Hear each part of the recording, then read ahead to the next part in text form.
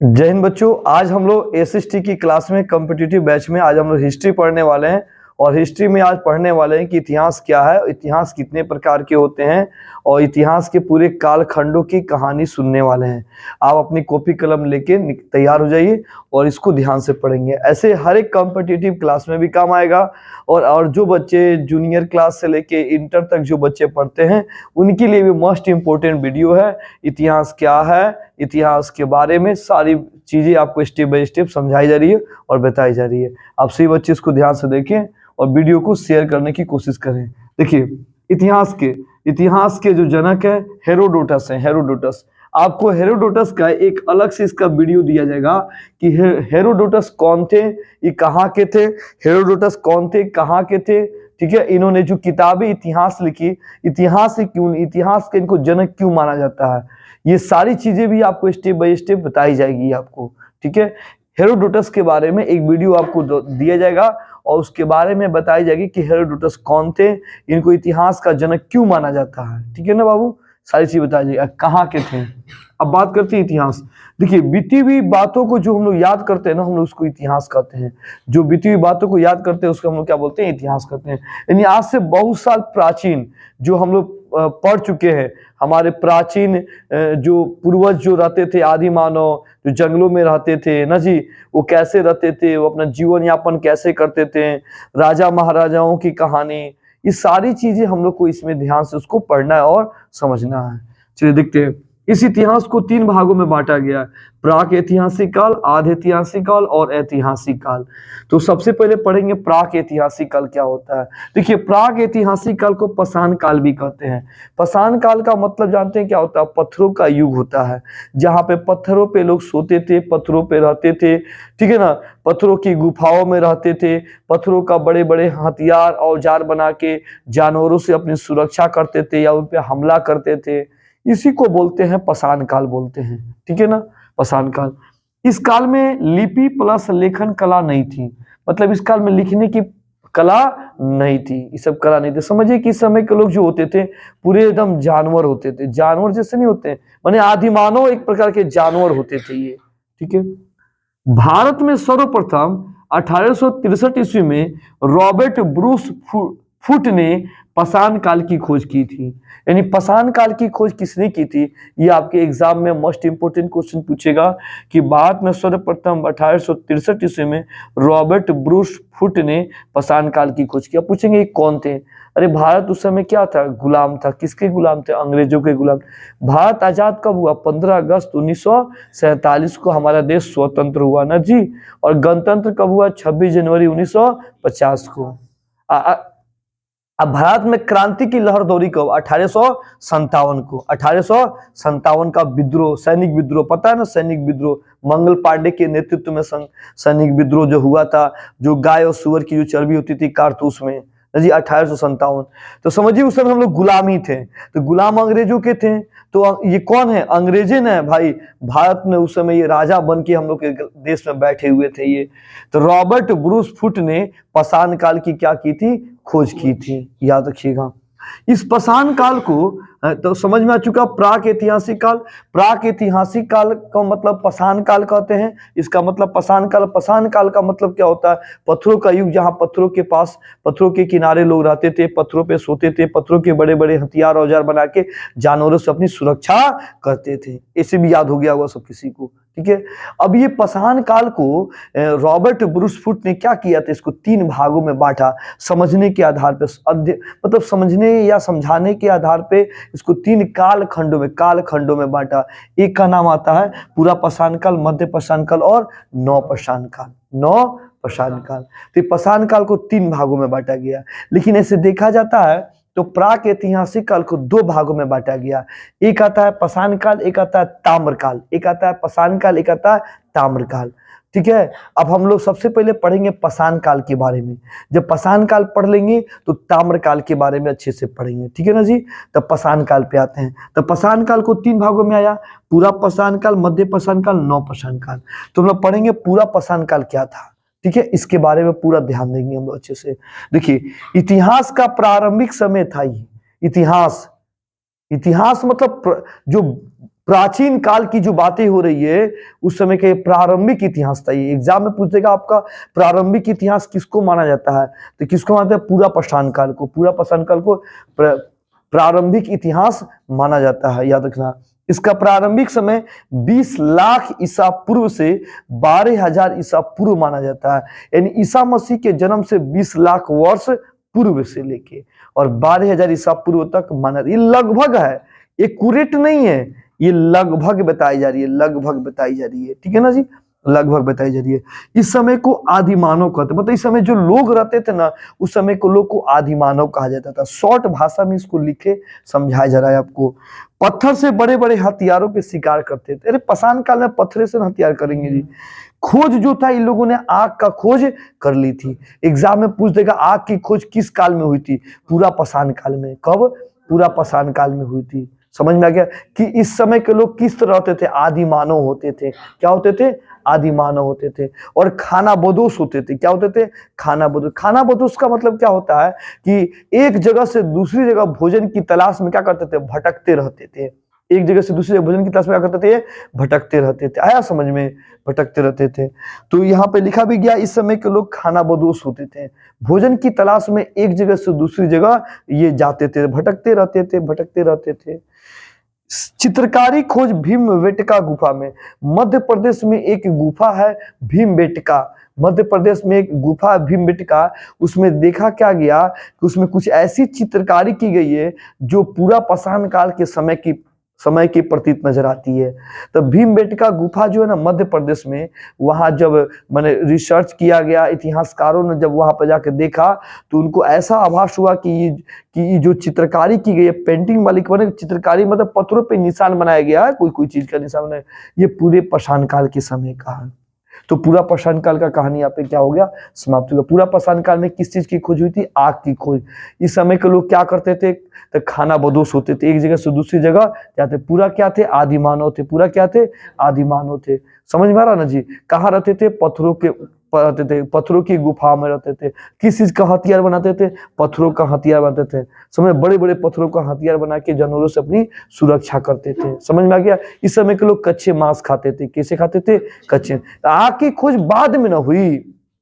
इस समय के लोग पूरा कच्चा मांस ही खाता था। किससे का मांस खाता था? कच्चा मांस, कच्चे फल खाते थे ये लोग। तो पूरा पाषाण काल याद हो चुका सबको। 20 लाख ईसा पूर्व से क्या बोलेंगे? 12,000 ईसा पूर्व की ये कहानी है। अब हम किस काल में प्रवेश करेंगे? मध्य पाषाण काल में। चलिए मध्य पाषाण काल को देखते हैं यहाँ पे। अब देखिए इसकी अवधि कब खत्म हो रही है? 12,000 पे। तो 12,000 से शुरू होगा, ये 12,000 शुरू होगा। तो 12,000 ईसा पूर्व से कितना ईसा पूर्व? 10,000 ईसा पूर्व इसको माना जाता है। ठीक है, सबको लगभग समझ में मेरी बात ही आ रही होगी खूब अच्छे से। इस समय पशुपालन का आरंभ हो चुका था। इस समय थोड़ा सा दिमाग डेवलप हो चुका था आदि मानव का, और ये पशुओं को पालतू बनाना शुरू कर दिया। तो फिर पशु कौन से जानवर? कुत्ता को इन्होंने पालतू बनाया था। कंप्लीट समझ में आ रही है हमारी बातें? तो कुत्ता को इन्होंने पालतू बनाना शुरू किया था। ये छोटे छोटे नुकीले हथियार बनाते थे। किससे? पत्थरों से बनाते थे, पत्थरों से। दिमाग डेवलप हो चुका था। बड़े बड़े पत्थर के जो हथियार बनाते थे, पूरा पाषाण काल के समय थोड़ा सा दिमाग बढ़ा था इन्होंने क्या किया? छोटे छोटे पत्थरों का मैंने नुकीले नुकीले हथियार बनाना शुरू कर दिए इन्होंने। छोटे हथियारों को माइक्रोलिथ कहा जाता है। छोटे हथियार क्या बोलते हैं? माइक्रोलिथ कहा जाता है। इसका एक नाम दिया गया कि छोटे हथियार का नाम दिया गया। माइक्रो का मतलब क्या होता है? छोटा। अब मैक्रो का मतलब क्या होता है? बड़ा। मैक्रो माने बड़ा, और माइक्रो माने क्या होता है? छोटा। खत्म हो गया। तो मध्य पाषाण काल में क्या पढ़े आप लोग? इसका काल कब से? तो 12,000 ईसा पूर्व से 6,000 ईसा पूर्व। एक नंबर खत्म। ये किस चीज का कौन सी कार्य शुरू किया? पशुपालन। क्या किए? पशुओं को पालतू। कौन सा पालतू बनाया? सबसे पहले कुत्ता को पालतू बनाया। कंप्लीट समझ में आ गया? इनका हथियार कैसा होता था? छोटा छोटा होता था, नुकीले हथियार, छोटे छोटे नुकीले हथियार होते थे। हो गया, खत्म हो गया, याद हो गया सबको? कंप्लीट। अब कौन से काल आएंगे? नौ पाषाण काल। अब ये कब खत्म हो रहा है? 6,000। तो 6,000 से इसका लेंगे, सॉरी 10,000, 10,000 गलत, सॉरी 10,000। तो 10,000 से 3,000, 10,000 से 3000 ईसा पूर्व लेंगे, 10,000 से 3000 ईसा पूर्व लेंगे। इस काल में मानव ने अस्थायी आवास बना लिया। इस काल में थोड़ा सा दिमाग बढ़ते गया तो इन्होंने मैंने एक जगह पर रहना शुरू कर दिए थे। एक जगह रहना, झोपड़ी के घर बने होते थे। कैसे घर बने होते थे? झोपड़ी। पहले ये किस काल में होते थे? पाषाण काल, पत्थरों के।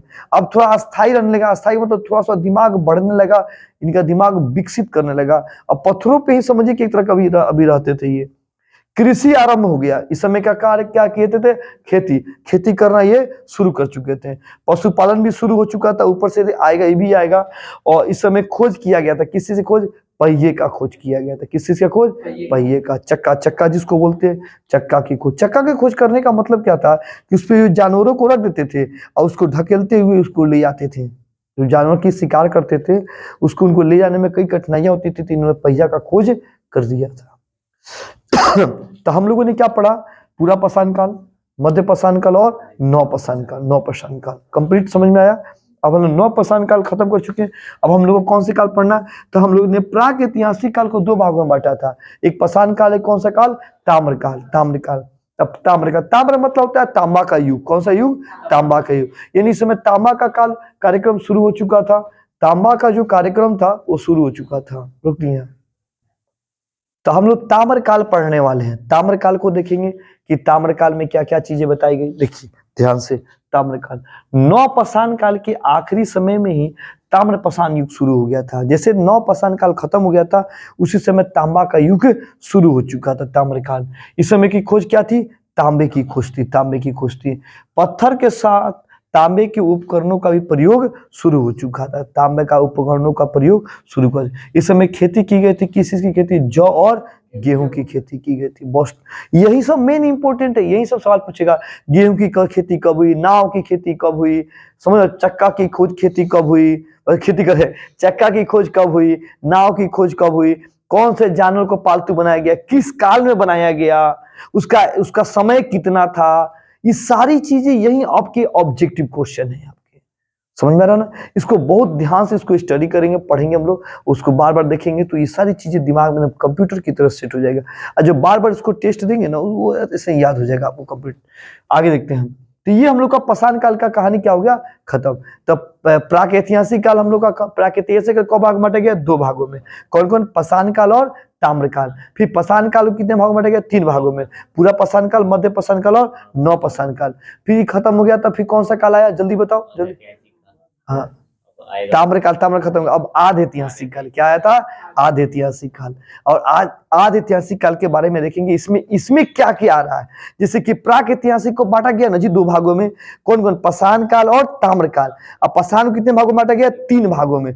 पूरा पाषाण काल, मध्य पाषाण काल और नौ पाषाण काल ना जी। इसको देखिए। उसी तरह आद्य ऐतिहासिक काल को भी इतिहासकारों ने इसको भी बांटा है, इसको समझने के लिए सुविधा पूर्वक। तो देखते हैं हड़प्पा सभ्यता और मोहनजोदड़ो। हड़प्पा सभ्यता और मोहनजोदड़ो। अब हड़प्पा सभ्यता को देखते हैं। हड़प्पा सभ्यता को सिंधु घाटी सभ्यता कहा जाता है। हड़प्पा सभ्यता को क्या कहता है? सिंधु घाटी सभ्यता कहा जाता है। ऐसा माना जाता है कि यहीं से हमारे आर्यों का आगमन हुआ था। सिंधु घाटी सभ्यता से ही हमारे आर्य आए थे। आर्य कौन थे? तो हिंदू थे। आर्य कौन थे? हिंदू थे, याद रखिएगा।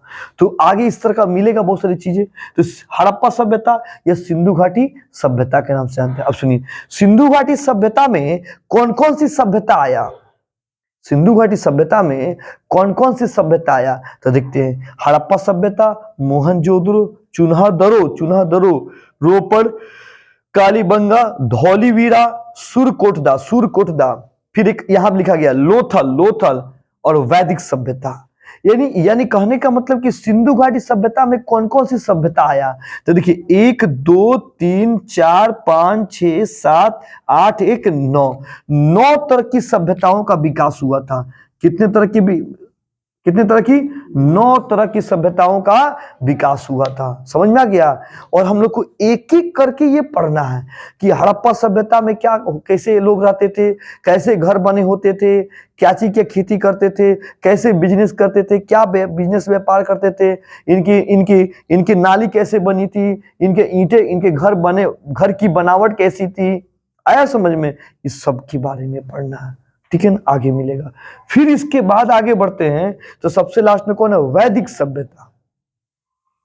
वैदिक सभ्यता को क्या कहते हैं, वैदिक काल। क्या कहते हैं, वैदिक काल कहते हैं। अब देखिए वैदिक काल कब से कब तक का है, 1500 ईसा पूर्व से 600 ईसा पूर्व, यानी ईसा मसीह के जन्म के पहले की ये सारी कहानियां आ रही है ना जी। तो अब देखिए वैदिक काल को दो भागों में बांटा गया, ऋग वैदिक काल और उत्तर वैदिक काल। ऋग वैदिक काल में 1500 से लेकर 1000 ईसा पूर्व की कहानी है, और इसमें 1000 पे खत्म ना हुआ जी। तब देखिए ये 1000 से कितना आएगा, 600 ईसा पूर्व की कहानी है। ऋग वैदिक काल, ऋग वेद, वेद नहीं होते 4 वेद, ऋग वेद, यजुर्वेद, सामवेद और अथर्ववेद, इसी वेद के बारे में इसमें बखान किया गया है। समझ में आ रहा। अब चलिए इधर देखते हैं, एक बार टॉपिक उठा के लाइए। तो हम लोग इतिहास में आज हम लोग पढ़े हैं कि इतिहास को 3 काल खंडों में बांटा गया ना जी। कौन कौन बताइए। प्राक ऐतिहासिक काल, आधि ऐतिहासिक काल और ऐतिहासिक काल। अच्छा कौन से मतलब ऐतिहासिक काल को पूरा पढ़े आज हम लोग कंप्लीट, बताइए कौन से काल, प्राग ऐतिहासिक काल। अच्छा प्राग ऐतिहासिक काल को भागों में बांटा गया था, 2 भागों में। कौन कौन, पाषाण काल, ताम्रकाल। अच्छा पाषाण काल को कितने भागों में जल्दी बताइए, कौन कौन, पूरा पाषाण काल, मध्य पाषाण काल और नव पाषाण काल ना जी। अच्छा तीनों में नए नए चीजों का क्या हो रही है, खोज हो रही है ना। तीनों में नई नई चीजों का खोज रही है। फिर ताम्रकाल में तांबा की खोज हुई थी। अब वहां से जब कहानी आगे बढ़ा तो आधि ऐतिहासिक काल। अच्छा आधि ऐतिहासिक काल को कितने भागों में बांटा गया, 2 भागों में। कौन कौन, हड़प्पा और मोहनजोदड़ो। लेकिन हड़प्पा देखा जाए तो मोहनजोदड़ो इसी में आता है। अब हड़प्पा सभ्यता को क्या नाम दिया गया था, सिंधु घाटी सभ्यता। इसमें कितनी तरह की सभ्यता आई थी, 9 तरह की सभ्यता आई थी। और सबसे लास्ट में कौन सभ्यता थी, वैदिक काल।